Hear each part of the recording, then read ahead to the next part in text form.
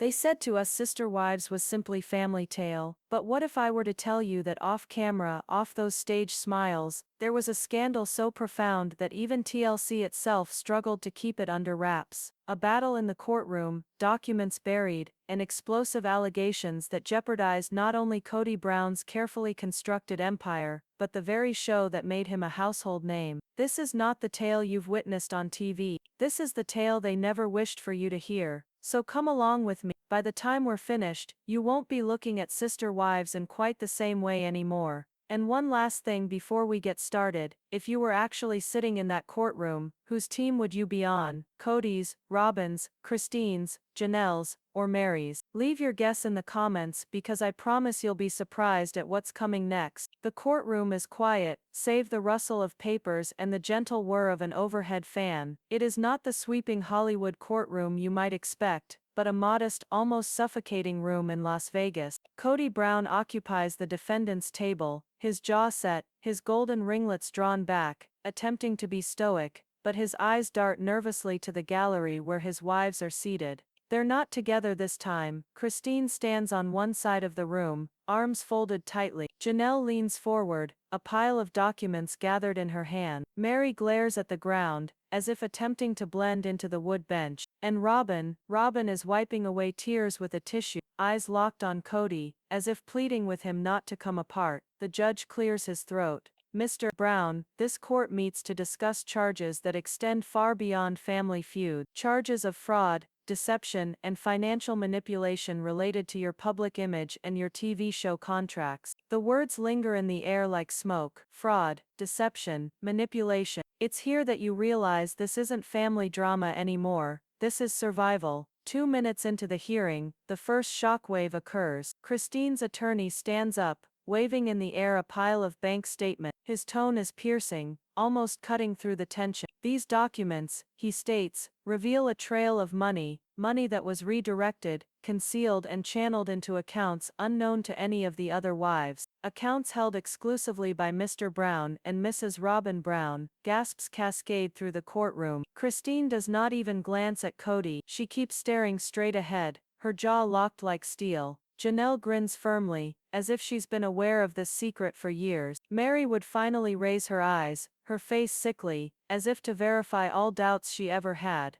And Robyn is in tears, muttering, "That's not true, it's not true." Kody bangs his hand on the table. "This is a family affair. TLC has no business with this." But the judge holds up a hand, stopping him. The deeper the truth cuts, the more the lies start to unravel. By the 4th minute, the mood has changed from charge to charge. Cameras weren't permitted within this courtroom, but eyewitnesses afterwards called it something straight out of a TV show. The irony. This was the one episode that TLC never taped. Christine's lawyer continued. The show presented this family as united, as equal. But the money tells a different story. Every dollar TLC paid was supposed to be shared among the wives. Instead, it appears significant amounts were rerouted into a private trust controlled by Kody and Robyn. Christine breaks in at last, her voice shaking but intense. "I invested years of my life in this family, in this show. And while I was fighting to pay the bills, while my children were questioning whether we could even have simple things, Kody was constructing a money empire with Robyn." The room is frozen. Kody violently shakes his head, mouthing no, but his silence only makes him appear more culpable. Secrets always manage to find a way to claw their way to the surface, and this one was about to ruin everything. 6 minutes in, the emotional weight is too much to bear. Janelle stands up, her voice firmer than Christine's, but with years of disillusionment. She brandishes her own proof, tax returns. "I believed you, Kody. We all believed you. But those figures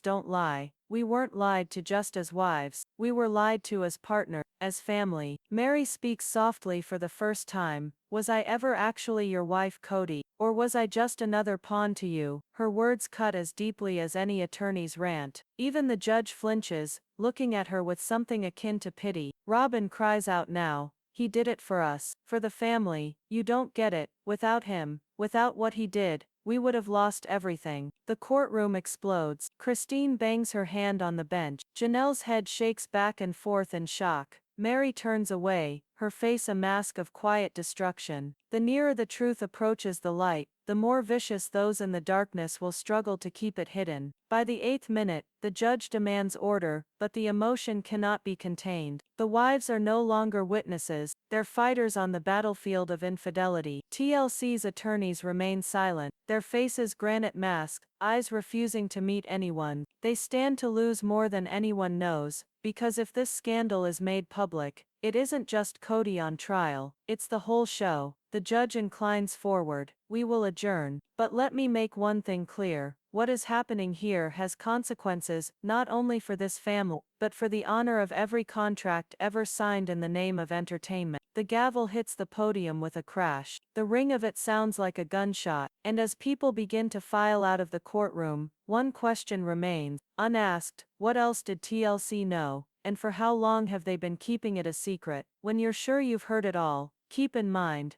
the most horrific secrets are always those buried in plain sight. The gavel had hardly hit the desk before the murmurs started. Journalists clustered in corners, scribbling away, while viewers of the show waited outside the courthouse, their faces pressed against the glass, hoping for a peek. But the actual story wasn't out here. It was in here, behind the oak-paneled walls, where loyalties were changing and truths were turning like knives. Picture this. The family America believed they knew. The smiling family on Sunday nights, the so-called modern example of plural marriage, now sitting in the cold glare of fluorescent courtroom lights. And for the first time ever, the wives weren't fighting for Kody, they were destroying him. Sometimes the folks closest to you can turn into your worst enemy, and that's what makes this next fact so scary. As court reconvenes, Christine leans forward, her attorney whispering something in her ear. She nods her head, her lips compressed. Then she stands, moving to the witness stand. The tread of her heels sounds through the quieted room. She extends her right hand, takes the oath to tell the truth,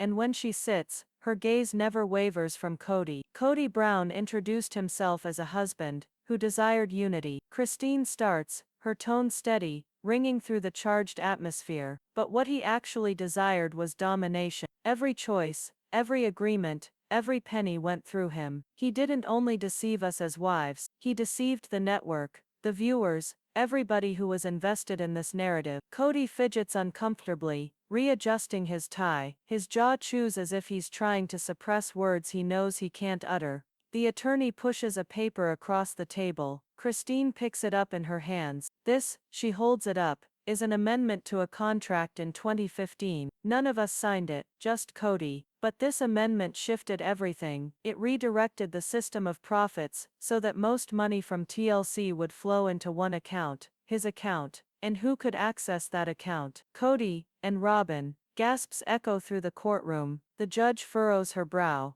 Kody grumbles under his breath, but the court reporter hears it. It was the only way to keep us afloat. Christine bangs the paper down on the desk. No, it was the only way to keep your power. When finally truth explodes, it doesn't whisper, it roars. Minutes after, Janelle comes to testify. She is more composed than Christine, but what she says strikes equally as hard. She narrates years of confusion, of signing documents she never completely understood, of Kody telling her, "Trust me, it's for the family." She fixes her eyes on the judge. "I trusted him, I trusted Robyn, and I was wrong." She trembles slightly, but she regains composure. "I was a partner in name only. Everything else, every decision that mattered, was hidden from me." Kody sits forward, his cheeks flushing. "That's not true, Janelle. You knew what you were signing. You all did." The judge raps the gavel. "Mr. Brown, you will not interrupt testimony." There is silence in the room for a second, except for Janelle's quiet breathing. Then she speaks softly. "Had I known what I was signing over, I never would have hung on. Not another day."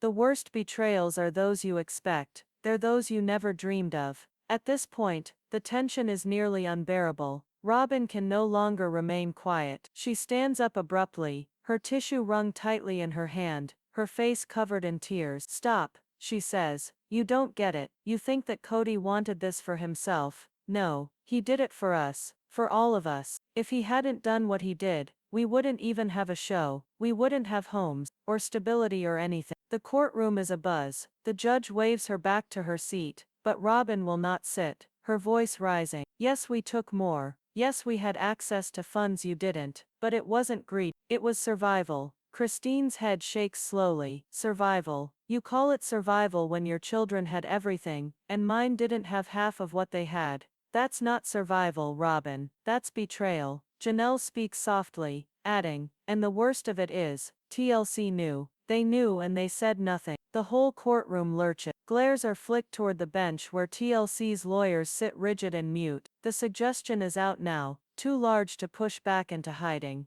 As soon as you indict power itself, the battle becomes larger than you could ever have. By the 8th minute, Robyn is ordered to sit by the judge. She bursts into tears and falls into her chair, while Kody sits unmoving with a red face, his expression unreadable. But the wives aren't done yet, far from it. Meri, the quietest up until this point, finally speaks. Her voice is shaking, but her words hit like rocks. I was Kody's first wife. I trusted him more than anyone, and when he divorced me to marry Robyn, I said to myself it was for the family. But now I realize it was always about money. It was always about Robyn. Kody whips his head around. Don't you dare. But Meri interrupts him, her voice firmer now. You exploited us. You exploited all of us. And then you let TLC make it a tale of love, when it was actually a tale of deception. The judge bangs the gavel again. Order, or I will clear this courtroom, and so too does silence descend once more. The wives sit in their chairs, together for the first time in years, not in love, not in family, but in rage. And still, the darkest truth has not even been uttered. That comes later. The judge leans forward, eyes narrowed. This court will require testimony from the network represented. If TLC indeed knew about these discrepancies, this case extends beyond family contracts. It becomes a matter of corporate fraud.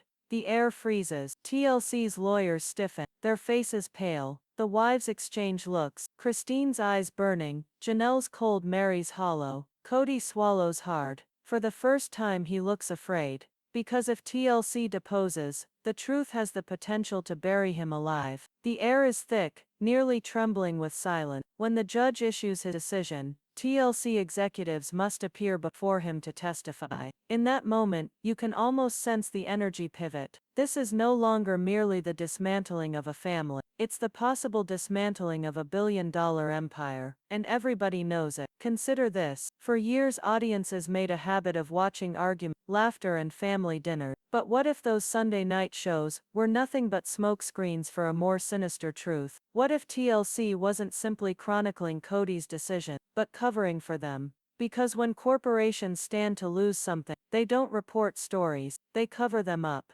When court resumes, a man in a well-tailored gray suit gets on the witness stand, introducing himself as Mark Stevens, senior legal counsel for TLC. His voice remains steady, professional, the sort of voice employed to warding off suits and negative publicity. Yet, under the ceiling lights, with cameras patiently waiting outside, even he appears ill at ease. Christine's attorney isn't in a hurry. Mr. Stevens, can you attest that TLC executives were privy to the financial terms in Kody Brown and Robyn Brown, including private accounts that weren't made known to the other wives? Stevens fiddles with his tie. Our agreements are confidential. I can't speak about internal agreement. The attorney leans in. This court isn't inquiring about confidentiality. This court is inquiring about fraud. Did TLC intentionally pay into accounts that left out 3 of the wives from their rightful profits? The audience leans forward. Janelle's gaze is fixed on Stephen. Christine's knuckles are white as she clings to the edge of the table. Meri mutters something under her breath, something close to a prayer. Stevens clears his throat. We withheld the contracts as they were given to us. Christine's attorney jumps on him. Given by whom? A hesitation. Too long. Then by Mr. Brown. Gasps from around the room. Kody fidgets in his seat, his face flushing, sweat beading at his temple. And in that hesitation, the whole farce of sister wives starts to crumble. At the 5-minute mark, the tone shifts from controlled questioning to raw confrontation. Christine rises again, her voice shaking with fury. So you're telling me, for years I sat in front of cameras, poured out my life, exposed my children's lives, and all along, the network knew I wasn't getting what I was owed. Stevens opens his mouth, But Christine does not allow him to. Her words slice through the courtroom like a knife. You knew, you benefited from our suffering, and you kept us in the dark, because Kody was your golden boy. The judge slams the gavel for order, but Christine's voice is not to be silent. You recorded my heartache, my jealousy, my turmoil, and then you used all of it, to cover up Kody's deception. Tell me, Mr. Stephen, how does that feel? The attorney attempts to protest, but it is too late. The harm is done. The gallery is abuzz. The reporters writing with furious speed. Christine's words hang suspended like smoke. When those you trust use your hurt for gain, the betrayal wounds twice as deeply. A new witness is summoned. A young, fidgety, hand-wringing former production assistant. He confirms that on set, there were discussions regarding how to manage the wives' increasing suspicion. We were instructed, he says softly, to stay away from storylines that portrayed Kody as manipulative. They kept emphasizing the wives' jealousy. If they fought about money, we edited it out. If they challenged Kody's choices, we phrased it in terms of insecurity. Christine buries her face in her hands. Janelle shakes her head, aghast. Meri's lips compress into outraged silence. Robyn appears shocked, but not surprised. Kody slaps his hand on the table. That's enough, you don't know what you're talking about. The judge fixes him with a stern look. Mr. Brown, one more outburst and you'll be held in contempt. Kody falls back, but his expression tells it all. He's losing it. The more loudly someone bellows, the more it affirms that they are afraid of the truth. By the 8th minute, the emotional pendulum swings back again, this time in favor of Meri. She has not been talking much, but now stands shaking a bit. You all saw me on that television show. You saw my heartache when Kody divorced me to marry Robyn. You saw how lonely I was. And do you know what TLC said when I asked if we could show my side more? She pauses with the tears welling up in her eyes. They told me it didn't fit into the storyline. The room is quiet. Meri's voice cracks. I wasn't a wife anymore. I was a character in Kody's script, in TLC's script, and I lived with that shame every single day. Even the judge looks shaken for the first time. Stevens hesitates. We did what was best for the show. Meri's response is gentle but deadly. Then you should have remembered, we weren't a show, we were a family. Occasionally the softest voice speaks the most lethal truth. The tension reaches a boiling point. Christine, Janelle and Meri sit together, three women who once put up with one another now united by betrayal. Robyn sits alone crying, holding Kody's hand like it's the last lifeline available. The judge sits forward, his tone firm. This court will subpoena complete records from TLC, contracts, bank statements, communication logs. If there's fraud, we'll uncover it. The gavel comes down, and the sound is final, ringing. Kody sits back in his chair, his chest rising. He whispers to Robyn, they're trying to kill me. But everyone in the courtroom is aware of the truth. Kody is no longer fighting for his family. He's fighting for his reputation, his empire, and his freedom. And as Christine scans the courtroom, her eyes meet Kody. For the first time in years, she doesn't appear to be afraid. She appears triumphant. Because when power starts to fall, those silenced rise the loudest. But just as the session is about to end, the ultimate twist drops. Christine's attorney breaks the news that they've found an email thread between TLC executives and Kody himself. Emails implying not only awareness of secret accounts, but even active prodding to keep the wives in the dark. The courtroom gasps. The judge demands that the evidence be filed at once. Kody turns pale. Robyn clamps down on his hand until her knuckles turn white. And in this moment one thing is certain, this scandal isn't so much about money, it's about conspiracy. And the next bombshell may be the one that collapses it all. What's going to happen when the very family TLC based its empire on suddenly turns against each other in a courtroom, not just as husbands and wives, but as adversaries fighting for their very lives? This was no longer just a marriage spectacle. It was outright betrayal, spread in whispers behind doors, and dead in the center of it all was Kody Brown, standing at the center of the storm, being accused of things that could tear apart not only his family, but his whole legacy. For years viewers saw the Brown family smile for the camera, promising all that their polygamous way of life was based on love, respect and religion. But as this trial drama played out, it became excruciatingly obvious that those smiles had masked years of smoldering resentment. Christine, Janelle, and Meri were testifying against a husband. They were testifying against a system of control. Christine's account was the first to come crashing like a hammer. She shared with the judge the years of emotional abuse, being pushed to fall in line with the rules of Kody, and sacrificing silently just to maintain the family from breaking up earlier. Her voice broke as she confessed that she was not leaving simply to save herself, but to save her kids from living the same cycle. And then there was Janelle, quiet, reserved, but with a tongue as sharp as a razor. She wasn't just talking about promissory breaks. She talked of financial manipulation, the manner in which money circulated within the family, but somehow always wound up in Kody and Robyn's head. The courtroom listened intently when Janelle dropped bombshell bank statements where her own money vanished as shared account. She never saw again. This wasn't just a marriage issue anymore. It was a money trap that raised serious legal questions. What Janelle exposed that day didn't just shock fans. It left TLC executives scrambling, because if her claims were true, the network itself could be implicated in covering up finance. Meri's testimony, however, carried the most emotional weight. For so long she had been characterized as obedient first wife, the one who took Kody's favoritism of Robyn in stride.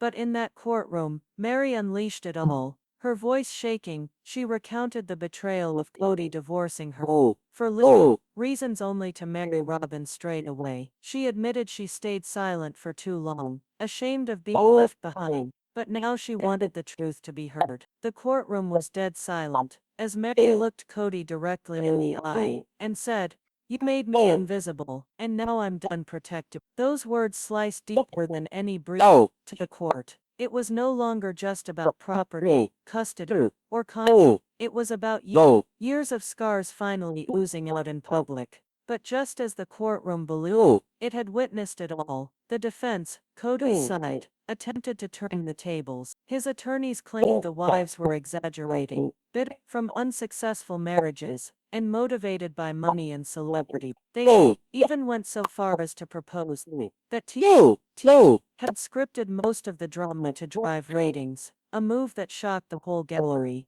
If it were true, then TLC wasn't simply a bystander, it was a willing participant and this is the catch no one saw coming. A secret witness came forward, with evidence that had the potential to turn the whole case on its head.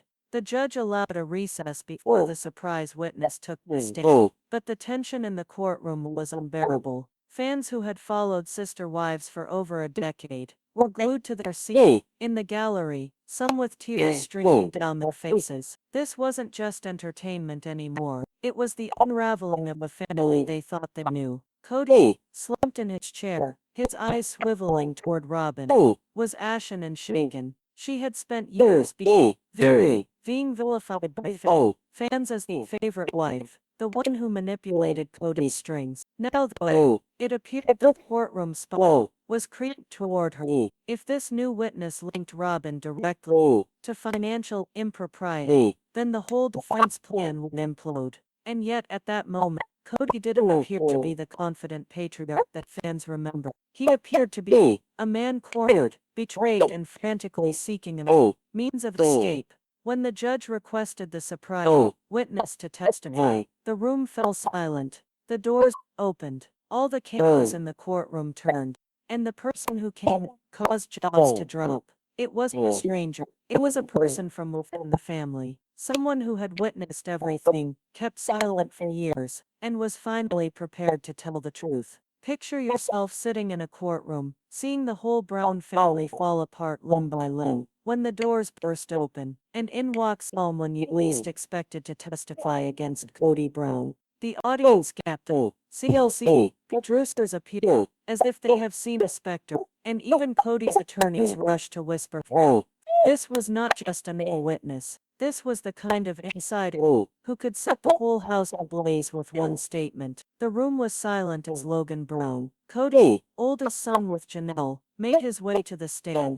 Logan had avoided the cameras for years, preferring solitude to the reality TV. Fans could never understand why he didn't show up as why he didn't show up as frequently as his siblings, why he seemed detached from the drama that characterized his family's later years. Now the response was clear. Logan wasn't just distancing, he was distancing himself from the storm he knew was brewing. And today he was willing to talk. As the court administered the oath to him, you could sense the anxiety ripple through the court. Kody became action, his jaw clenching in shock at what was taking place. Robyn fidgeted in her seat, muttering angrily at Kody's attorney. Christine, Janelle, and Meri leaned forward, looking at Logan with hope and fear in their eyes.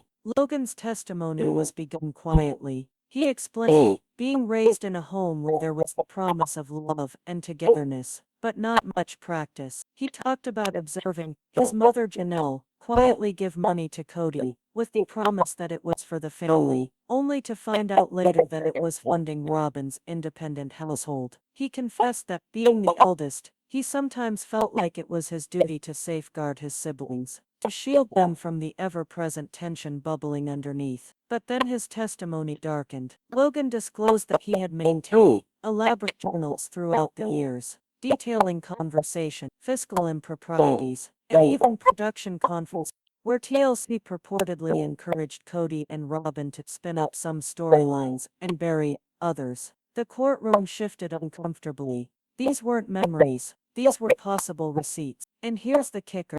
Logan wasn't merely testifying from memory. He had brought evidence files that could incriminate Kody and Robyn, not just with secrets from the wives, but from the law itself. The defense team leapt to object, saying that documents were hearsay and irrelevant. But the judge, realizing the seriousness of the moment, permitted the evidence to be heard.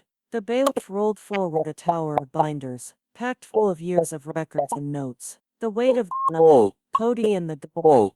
Logan thumbed through his entries, reading out loud moments that viewers recalled as joyful scenes for sister wives, birthdays, family gatherings, anniversaries. But tucked behind each of those shiny TLC episodes, Logan had written the reality. Meri crying in the kitchen after cameras leave. Dad yelling at Christine for questioning Robyn. Mom spent $2,500 with Dad. Said it was for land, but went on to discover it spent on Robyn's jewelry. Every interview stripped away another layer of the painstakingly built veneer. TLC's happy, plural marriage myth was being dismantled before our eyes, supplanted by the voice of a son who had endured the fissures no camera could ever fully record. The courtroom erupted in a rustle of murmurs. Gallery fans clamped hands over their mouths in shock. Journalists wrote madly, already composing tomorrow's headlines. And then came the bombshell. There were emails.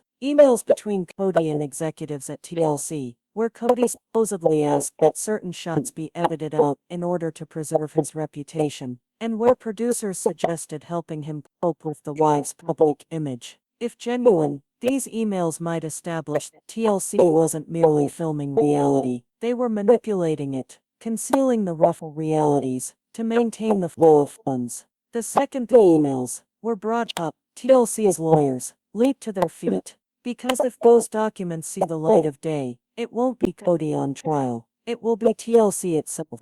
Kody's response was heated. He thumped his hand down on the defense table, cursing under his breath, his face crimson with fury. The judge issued a sharp command for him to sit down, reminding him there would be no outbursts tolerated. But the damage had already been done. The picture of a serene, muddled patriarch was destroyed. In his place stood a man, desperate, furious, and clearly cornered. And Robyn sat stuck, sobbing silently down her face. Whether it was tears of guilt, fear or betrayal, no one could say. But the cameras rolled every shot, and fans knew those pictures would be circulating everywhere in no time. Logan's testimony went on and on for hours, each new revelation more incriminating than the previous one. He was not only a witness, he was a revealer, unveiling a family empire constructed upon secrets.